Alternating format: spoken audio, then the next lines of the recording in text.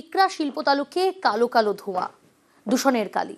এর জেরে স্থানীয়রা নানা রোগে আক্রান্ত হচ্ছে বলে অভিযোগ তাদের।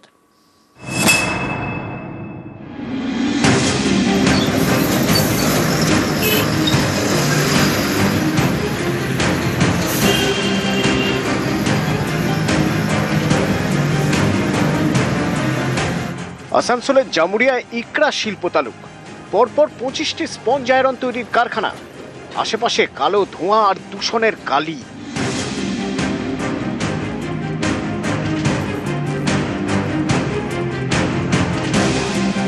শিল্পের নামে আমরা পেলাম শুধু কালি। সকালবেলায় যখন মুখ ধুচ্ছি তখন গলার থেকে কালি বেরোচ্ছে, বাচ্চাদের বুকে কালি, বাচ্চাদের মুখে কালি। বাম আমলে গড়ে ওঠে জামুরিয়ার এই ইকরা শিল্প তালুক। এখানকার কারখানাগুলিতে তৈরি হয় লোহা, লোহা থেকে তৈরি হয় নানা রকম জিনিস। এসবের জন্য প্রতিদিন বিপুল পরিমাণ কয়লা পোড়ানো হয়। এই কয়লার কালি থেকেই ছড়াচ্ছে দূষণ। অভিযোগ, কারখানার ধোঁয়া পরিশোধন করে চিমনি দিয়ে বের করার কথা, কিন্তু তা করা হয় না।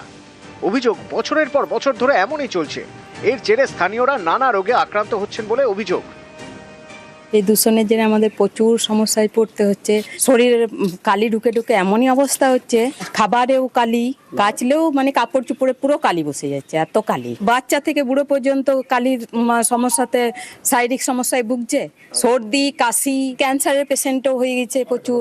প্রার্থীরা আসে, আশ্বাস দেয়, কই বারবার আসে, বলে যে সমস্যার সমাধান হবে, কিছু সমস্যার সমাধান নেই। শিল্পের নামে আমরা শুধু কালি পেয়েছি। বাচ্চাদের শ্বাসকষ্ট হচ্ছে, বুড়াদের শ্বাসকষ্ট হচ্ছে, মরি যাবার মতন উপক্রম হচ্ছে।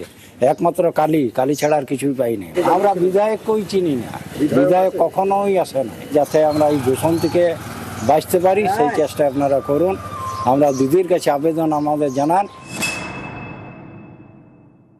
তৃণমূল সরকারের প্রতিনিধিরা কিন্তু এর সবচেয়ে ভালো জবাব দিতে পারবেন।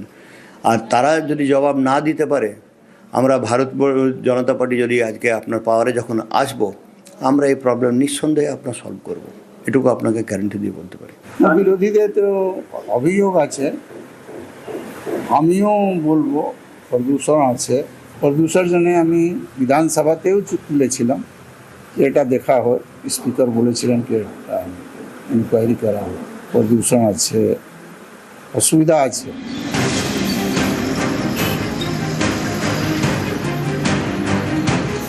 আসানসোল থেকে দীপক শর্মা, নিউজ 18 বাংলা।